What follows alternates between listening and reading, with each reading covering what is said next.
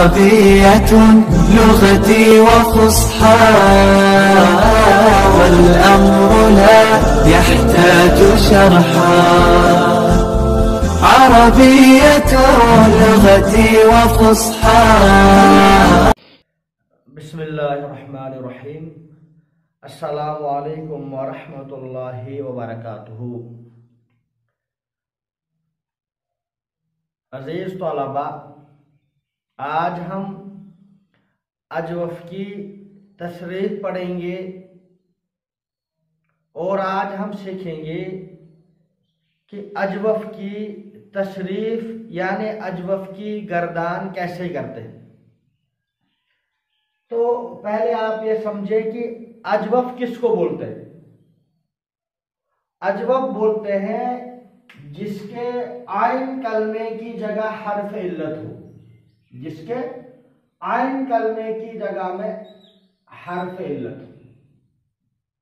فعال، تو جس کے عین کلمے کی جگہ میں حرف علت ہو اس کو اجوف کہا جاتا ہے. جیسے قال، تو قال یہاں پر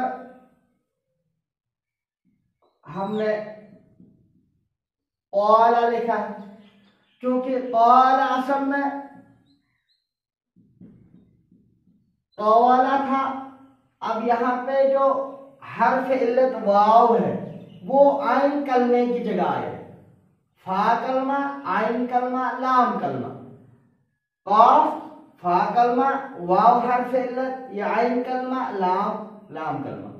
تو یہاں پہ جو ہے واو وہ عین کلمے کی جگہ میں آیا ہے، اس وجہ سے اس کو اجوف کہیں گے.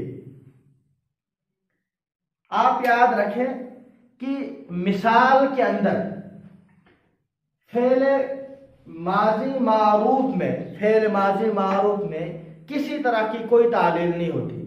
یعنی اگر حرف علت فا کلمے کی جگہ ہو تو وہاں پہ فعل ماضی معروف میں کسی طرح کی کوئی تعلیل نہیں ہوتی. لیکن اگر حرف علت عین کلمے کی جگہ میں آئے تو پھر وہاں پہ تعلیل یعنی تبدیلی ہوتی ہے. اب آپ یاد رکھیں کہ جس طریقے سے میں آپ کو بتاؤں گا تصریف کرنا، آپ اسی طریقے سے تصریف کریں. مثال کے طور پر ہمارے پاس شروع میں آیا قال، قال، قالوا، ٹھیک. قالت، قالتا، قلنا، قلت، قلتما، قلتم، قلت، قلتما، قلتن، قلت، قلنا. تو آپ اسی طریقے سے اس کی تصریف کریں. کوئی بھی لفظ جو بھی اجوف ہوگا، اجوف، وہ اسی طریقے سے اس کی تصریف ہوگی. یعنی عین کلمے کی جگہ میں جب حرف علت ہو. مثال کے طور پر ہم ایک اور لفظ لیتے ہیں، اس کی بھی اگر ہم تصریف کرنا چاہیں تو اسی طریقے سے ہوگی. مثال کے طور پر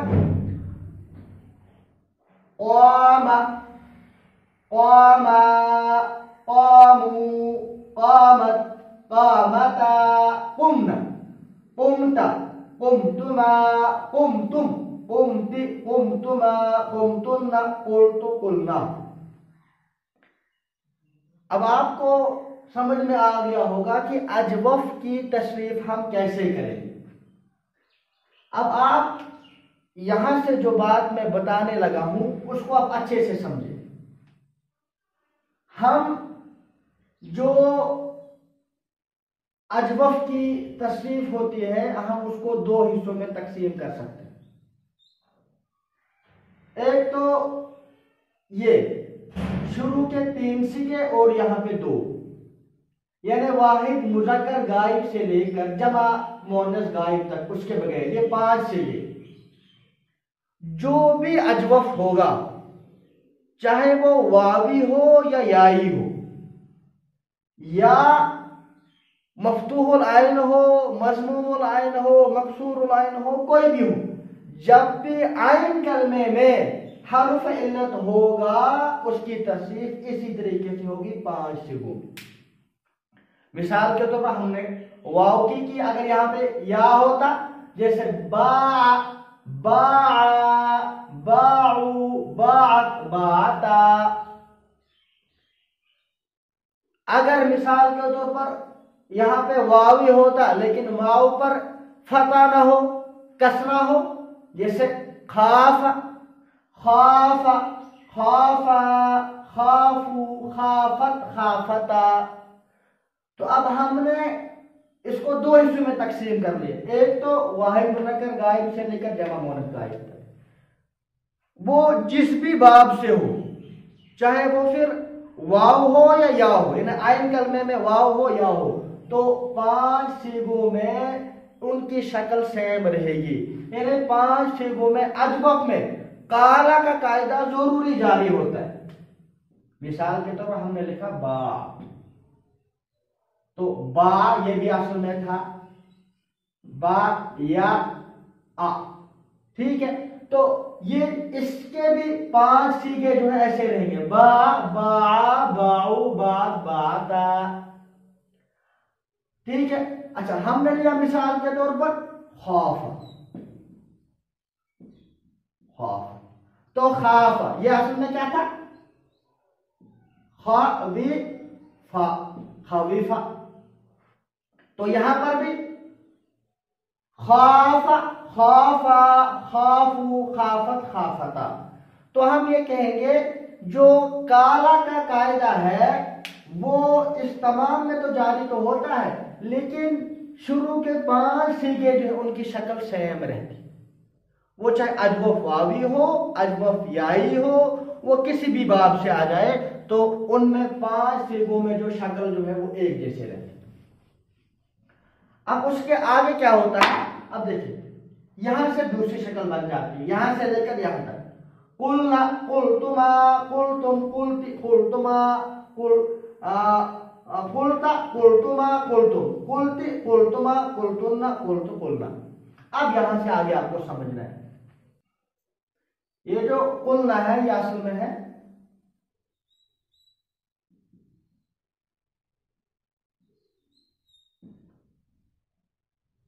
قول. اب واو متحرک ہے ما قبل مفتوح یہ قاعدہ ہے. یہاں پہ بھی یہی والا قاعدہ ہوا واو متحرک ہے اس سے پہلے فتح ہے تو واو کو بدل دیں گے الف سے.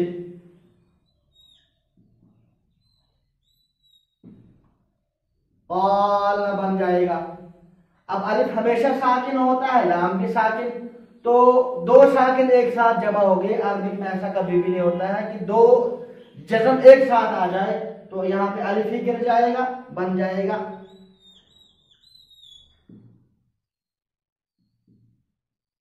قلنا قلنا. اب کیا ہوتا ہے اب یہاں سے آگے جو میں بتانے جا رہا ہوں وہ بالکل آپ کو اچھے سے سمجھنا ہے. وہی سبق کا خلاصہ ہے وہ سمجھ کے تو آپ کو سارا سبق جو ہے وہ سمجھ میں آ گیا. اب ہوتا کیا ہے یہ اصل میں بنتا ہے قلنا کیونکہ کاف کے اوپر تو فتح ہے وہ تو اپنی جگہ برقرار رہتا ہے. ہوتا کیا ہے جو اجوف واوی ہوتا اجوف واوی ہوتا. اب یہ دیکھا جاتا ہے کہ اجوف واوی میں واو پر کون سی حرکت ہے واو پر کون سی حرکت ہے. تو یہاں پر اگر ہم دیکھیں گے واو پر کون سی حرکت ہے فتح. اگر اجوف واوی مفتوح العین یا مضموم العین ہو مفتوح العین یعنی یہاں پر فتح ہو یا مضموم العین ہو تو فا کلمے کو ضمہ دیا جاتا ہے. اب یہ قلنا سے بن جائے گا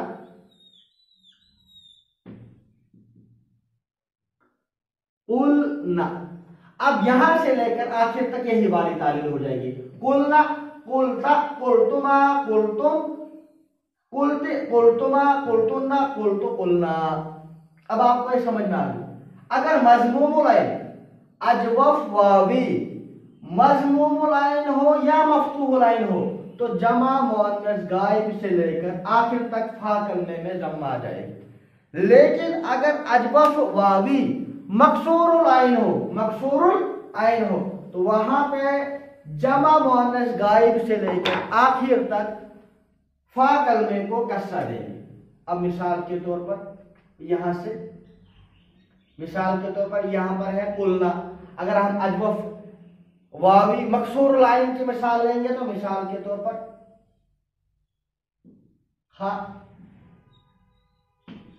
خویفنا. اب خویفنا واو متحرک ہے, ما قبل مفتوح ہے, واو بدل جائے گا الف سے.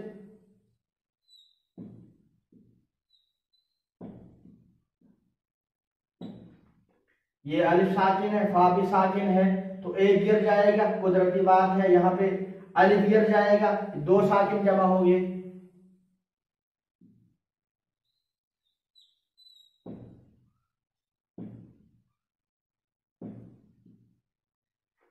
یہ بن گیا خفنا.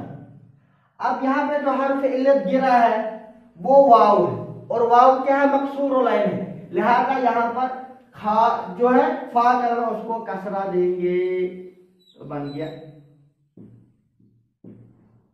کھفنا. اب آپ یاد رکھیں خلاصے کے طور پر اجوف واوی میں جمع مؤنث غائب سے لے کر آخر تک, جمع مؤنث غائب سے لے کر آخر تک اجتماعی ساکنین کی صورت میں جو اجوف واو گر جاتا ہے, ہم دیکھیں گے کہ اجوف واوی ہمارے پاس مکسور العین ہے یا مضموم العین یا مفتوح العین. اگر مضموم العین یا مفتوح العین ہے تو فا کلمے کو ضمہ دیتے ہیں, جیسے قلنا. ٹھیک ہے, یہ فتح کی صورت میں ہم نے اس کو ضمہ دیا ہے. اگر مضموم العین ہوتا تو بدر جاؤلا اس کو ضمہ آتا, اور اگر مکسور العین ہو جیسے خفنا بن جائے گا, پھر جیسے خویفنا تھا پہلے, پھر جا کے وہ خویفنا. یہ اور اگر اجوف یائی ہو, اگر اجوف یائی ہو تو پھر چاہے وہ مضموم العین ہو, مکسور العین ہو, مفتوح, کسی بھی صورت میں ہو, وہاں یہاں سے لے کر یہاں تک اس کو فا کلمے کو کسرہ دیتے ہیں. جیسے مثال کے طور پر ہم مثال لیتے ہیں با, باع, باعو, باعت, باعتا. یہاں پہ بغنا آ جائے گا. کیوں آئے گا بینا؟ چونکہ یہ اجوف یائی ہے. اجوف یائی میں چاہے مضموم العین ہو, مکسور العین ہو, مفتوح العین ہو, مطلقاً ہر صورت میں فا کلمے کو کسرہ دیں گے.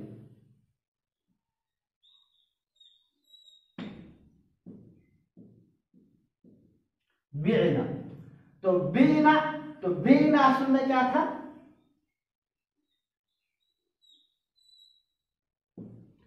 با یا متحرک, ما قبل مفتوح, یا کو بدل دیا الف سے.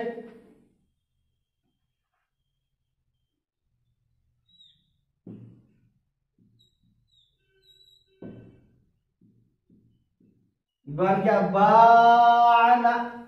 الف بھی ساکن ہوتا ہے, عین بھی ساکن ہے, تو یہاں پہ ایک گر جائے گا.